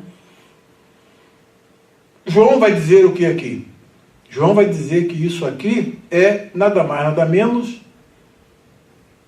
que eles estão vivendo em trevas e não em luz. Porque não foi isso que o Evangelho ensinou. O Evangelho ensinou o quê? Qual foi o ensinamento que o Evangelho apresentou, que Jesus apresentou através do Evangelho? Lembra do samaritano? O samaritano é um dos grandes exemplos que Jesus cita para poder mostrar como é que nós temos que agir, quem é o nosso próximo. Então, o próximo do que estava do samaritano ali, quem era? Quem foi? Aquele que estava caído do caminho, não importa quem ele é, né? Ele precisava de apoio, de auxílio e recebeu. Não recebeu do sacerdote nem do levita, mas recebeu do samaritano. Esse evangelho que tem essa conotação social de amor ao próximo, de relação com o próximo, essa é a luz que veio brilhar através de Jesus. Tá? Então, aquele que diz que está na luz e aborrece o irmão, no sentido de aborrecer aqui, no sentido de não amar, né? É o contrário, é o antônimo. Ou seja, ele não dá aquilo que é necessário. Isso ele vai desdobrar mais à frente, nos capítulos mais adiante, ele vai falar sobre isso de modo mais claro. Tá? Mas o que ele está querendo dizer aqui é que quem diz que está na luz e ignora o irmão, na verdade, até agora está em trevas. Aquele que ama seu irmão está na luz. Amar no sentido de quê? Não no sentido passivo, no sentido emocional, no sentido sentimental. É amar no sentido de agir em favor dele. De procurar acudi-lo na sua necessidade, de procurar fazer aquilo que ele precisa. Então, é o que João está dizendo aqui. Aquele que ama seu irmão está na luz. Então, Então, a vida na luz é a vida em que você participa daquela vida que Jesus viveu em prol do próximo. A vida nas trevas é a vida totalmente egoística. É a vida em que eu penso em mim. Eu busco os meus interesses e atropelo quem estiver na minha frente. Tá? Então, é esse tipo de vida que João diz que é vida nas trevas. A sociedade hoje não vive nas trevas? Nesse sentido? Porque todo mundo querendo atropelar todo mundo e cada um buscando seus próprios interesses, e eu faço qualquer coisa porque para o meu bem-estar. Problema de quem estiver no meu caminho. Não é assim que eles vivem? É a vida das trevas. A vida da luz é exatamente o contrário, a visão é totalmente contrária. Deus, na luz inacessível, manda o seu Filho para ser a luz do mundo, para nos ensinar um novo caminho. Um novo caminho é exatamente isso. Agora vocês não vão viver mais centrados em vocês mesmos. O maior tem que ser servo de todos. Então o Evangelho muda totalmente essa perspectiva. E os gnósticos vinham exatamente dizendo, bem, eu estou na luz, mas viviam fazendo as coisas das trevas. Não davam atenção devida àquele que necessitava. Por quê? Porque a matéria tem que ser destruída. Então, meu irmão, você está passando fome, você está pertinho da glória. Pode continuar no seu caminho. Aí, muita gente gostaria desse Evangelho aí, né? Então, aquele que ama seu irmão, está na luz e nele não há escândalo. Então não tem contradição aí, não tem problema nenhum. Mas aquele que aborrece o seu irmão, ou seja, no sentido de não suprir-lhe o que for necessário, está em trevas e anda em trevas e não sabe para onde deva ir, porque as trevas lhe cegaram os olhos. Então, o conhecimento que os gnósticos tinham, na realidade, era nada mais, nada menos do que um denso, um buraco negro, em que eles se meteram e que eles não sabiam nem para onde eles vão. Né? Para onde eles iam, no caso. Não, eles entram, já viram sobre os buracos negros, ele entrou para ele, não sabe para que dimensão ele vai. É mais ou menos isso aí que eles estavam. As trevas lhe cegaram os olhos. Então não sabe discernir, né, de estar vendo que estou na luz, e no entanto está vivendo nas trevas. Mas não sabe discernir uma coisa da outra. O que é luz e o que é treva. Tá? O Evangelho nos dá esse parâmetro para a gente discernir uma coisa e outra. Tranquilo até aí? O que João escrevendo disse aos crentes em geral, por que ele escreveu aos pais, aos filhos, e o que ele disse que os jovens tinham feito?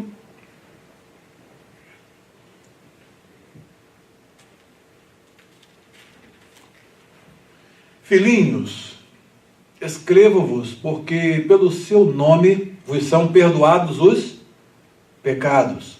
Então, novamente, ele enfatiza que somos pecadores e precisamos de perdão dos pecados. Tá? Os gnósticos diziam que não se tem pecado. Os teólogos liberais também estão dizendo a mesma coisa. Então, a gente tem que ter cuidado por aí. Pelo seu nome vos são perdoados os pecados.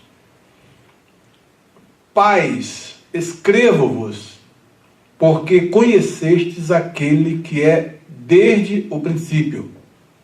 Então, mostrando aqui que os pais, bem, vocês sabem quem é esse Jesus que nós anunciamos. Vocês sabem da sua figura teantrópica, né? Divina e humana. Tá? Jesus é divino e humano ao mesmo tempo. Vocês sabem. Aliás, tem um livro muito bom sobre isso, viu? Vocês têm que pegar o costume de ler, viu? Esse livro aqui, ó. As duas naturezas do Redentor. Bom demais. As duas naturezas do Redentor. Fala sobre a natureza divina e humana do Redentor. Olha, exaustivo sobre isso. Quando você estuda as duas naturezas do Redentor, divina e humana, você tem que estudar um outro assunto que é importante. A união das naturezas do Redentor. Ele era divino e humano numa pessoa só. Tá? Isso é muito importante. Então, a unipersonalidade aqui, a união das pessoas das duas naturezas do Redentor é importante para você ter uma noção clara desse tema, porque muita gente confunde. Eu já fui para debate, o indivíduo dizer Jesus era 50% humano e 50% divino. Não, espera lá. Onde? Qual foi o seminário que você aprendeu isso? Essas coisas a gente ouvia no debate assim, estava no ar, né? A gente ficava até meio passado. 100% humano, 100% divino. Tá? Então, estudar as duas naturezas do Redentor, elas são fundamentais para que nós possamos manter o que se chama de cristianismo. Cristianismo é isso.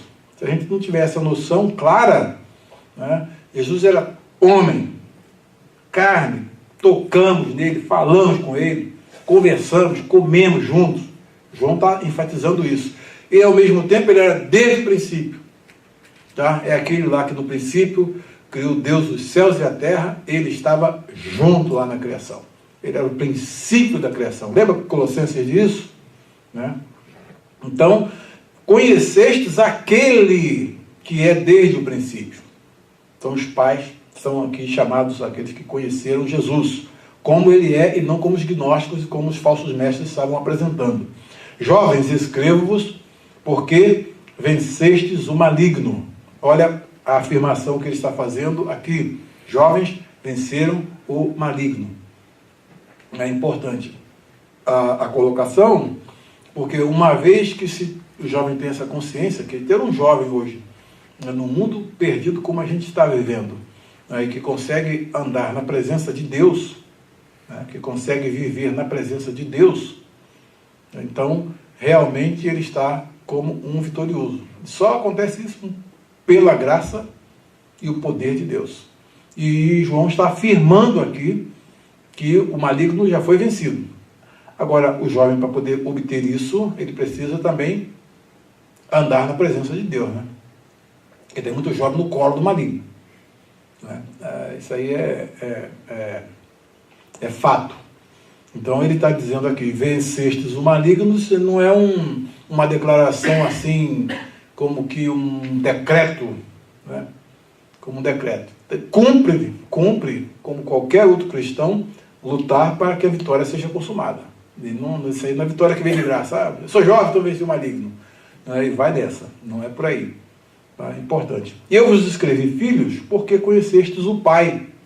Observe bem, olha aqui a relação que ele está colocando. Vocês são filhos e pai. Para que vai essa nova apresentação de relação aí que os gnósticos estão apresentando? Esse novo caminho. Então, ele está mostrando que tem que ficar nessa relação.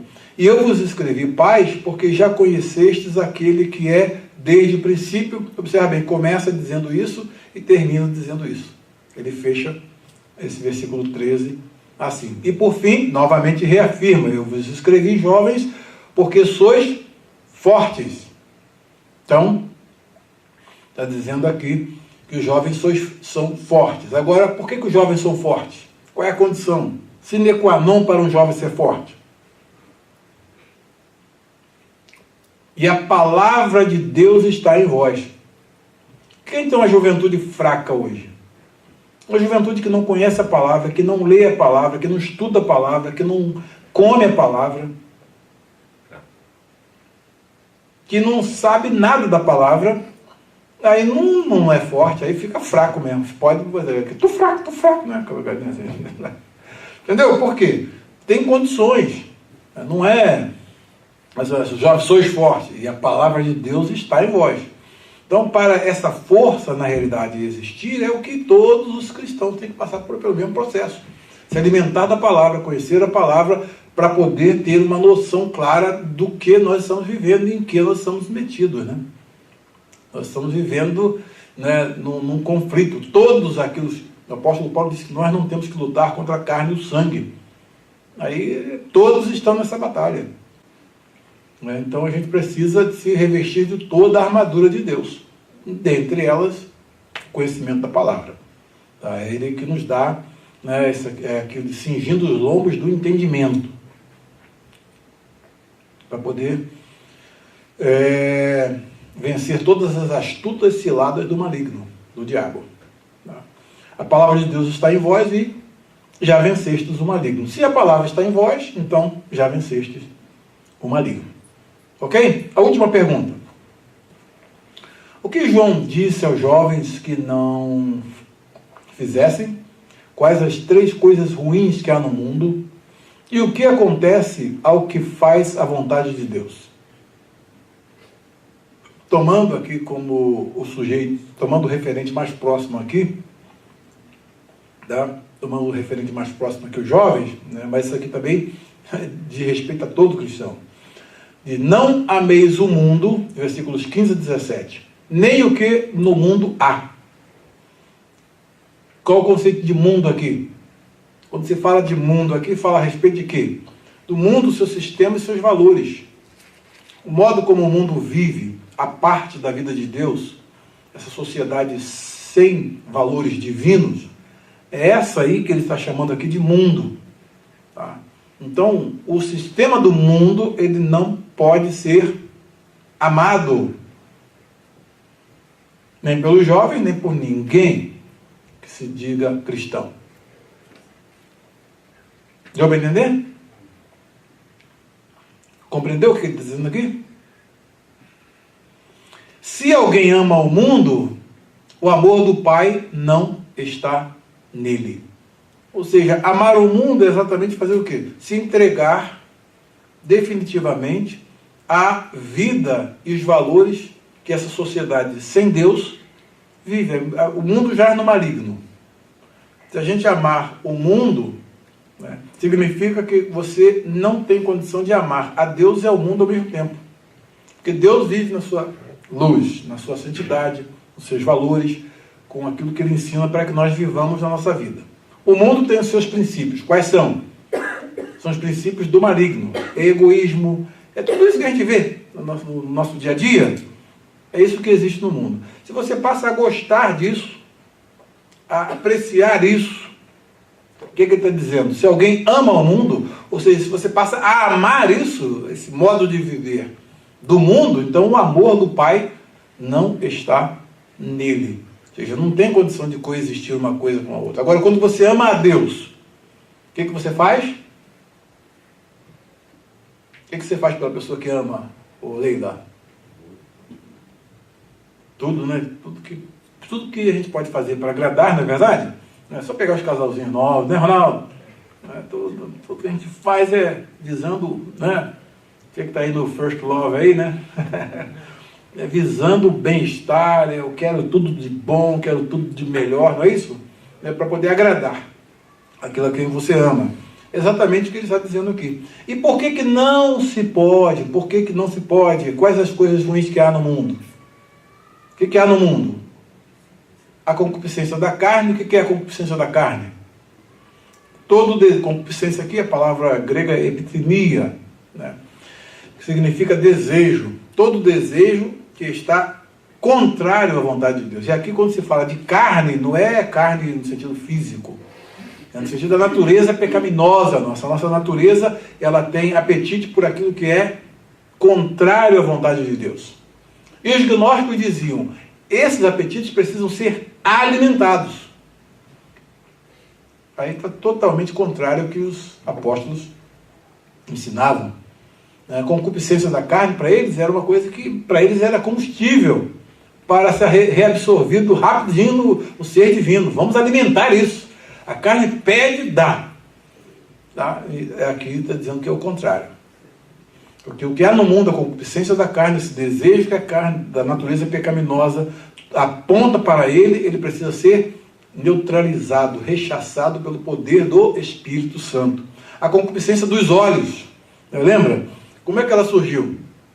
Qual é a gênese da concupiscência dos olhos? Quando foi que surgiu na natureza humana? A concupiscência da carne e a concupiscência dos olhos. Quando Eva foi enganada, o que aconteceu? Deus disse para não comer da árvore da ciência do bem e do mal. Foi isso? A serpente enganou, e aí o que a Eva viu? Ela olhou para a árvore, depois que ela foi encantada pela serpente, e viu que era uma árvore boa para dar entendimento. Deus falou, isso aí é a árvore da morte. A serpente ressemantizou o negócio e olha, não, Deus sabe que o dia que vocês comerem isso aí, vocês vão ser iguais a Deus, sabendo o bem e o mal. Vocês vão nivelar com o Altíssimo, com o Todo-Poderoso. Estupendo isso. Aí ela já olhou, né? Olhou de uma outra forma. E viu que era árvore boa para comer. Olha, o que acontece? Em todo processo de tentação, o adversário, ele procura sempre remover remover os entraves e colorir aquilo que Deus diz. Olha, se Deus diz que vai morrer, você não vai morrer. Não morrereis. Que vai morrer nada. Eu sei o que eu estou falando. Eu sei o que eu estou falando. Não, vai morrer, vocês vão saber igual a Deus. Deus está escondendo-se de vocês. Quer saber a verdade? Deus está escondendo-se de vocês. O dia que vocês comerem, vocês vão saber igual Deus. E é mesmo, puxa vida, essa árvore boa para comer, ó, concupiscência da carne, e olhou já de um modo diferente, olhou que era uma árvore agora, já não é mais aquela árvore que devia infligir um terror neles, né?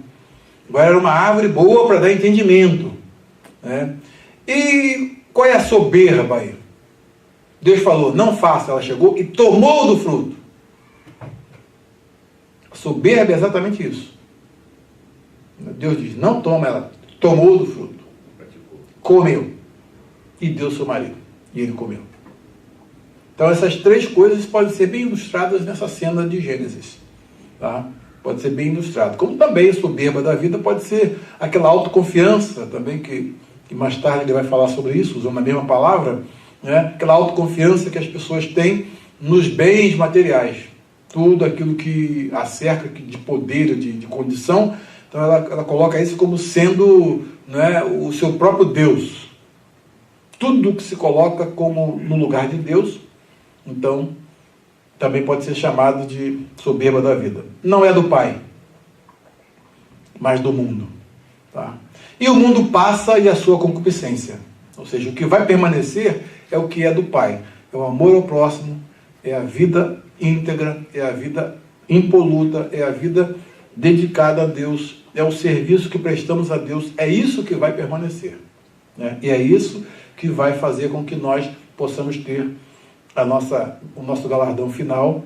E ele diz, olha, o mundo passa e a sua concupiscência. Todos aqueles que vivem no mundo pelas suas concupiscências e vivem fazendo as coisas que o mundo, né, manda fazer, no final, o que ele leva disso? Ele colhe o fruto daquilo que ele plantou, mas aquele, ao contrário, que faz a vontade de Deus, permanece para sempre.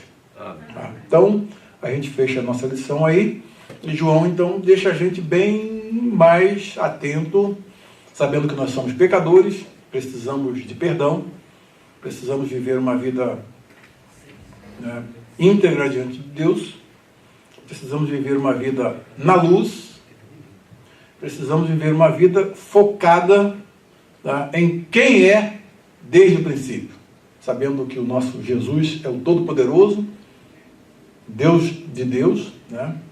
E que está conosco hoje, é esse Jesus. Não podemos trocá-lo por um outro que alguém apresente aí como sendo uma grande revelação, uma grande visão, não. Temos que ficar com esse aqui que nós já conhecemos. Que o Senhor nos abençoe. Amém.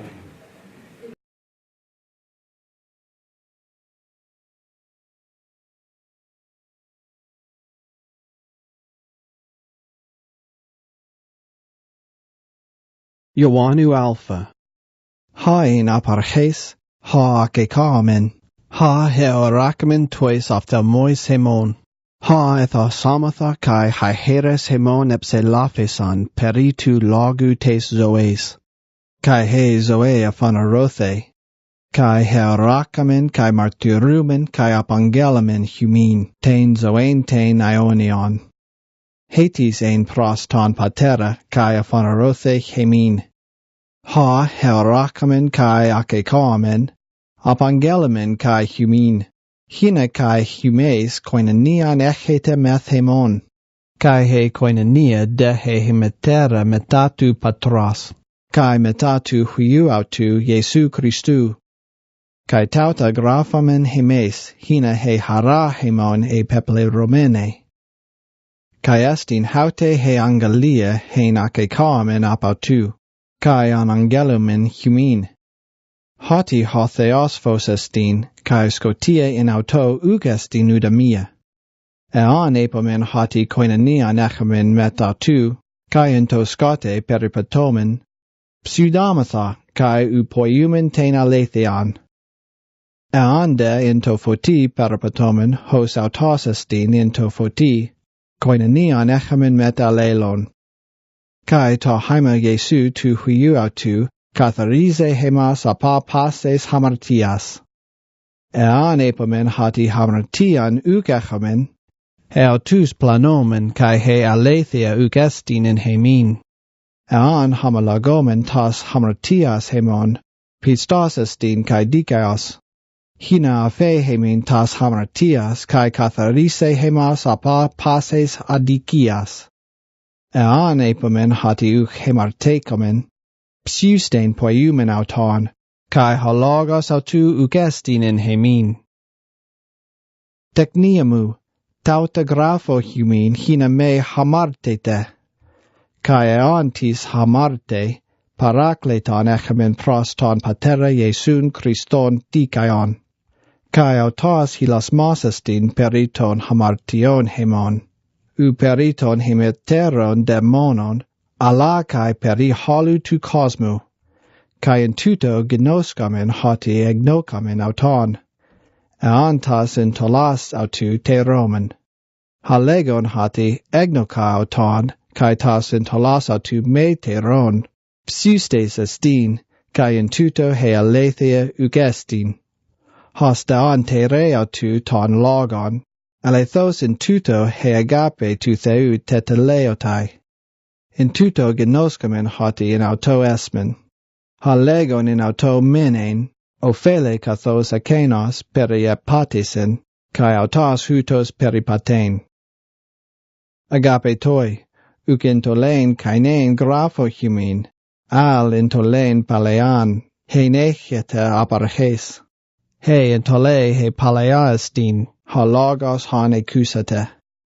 Palen intolein kainen grapho humin, haest in alithes in auto kai in humin, hati he scatia paragatai, kai ta phos ta alethinon ede fine. Halegon into fotienai, kai ton adofano tu mison, inte scatia stin heos arti. Ha agapon ton adofano tu into fotimene, kai scandalon in auto ugestin. Hademison ton adofano tu inte scatia stin, kai inte scatia peripate, kai ugoiden pu hupage. Hati he scatia tuflosen tu sathamus autu. Grapho humin technia, hati efeon tai humin hai hamartiai diata onoma autu.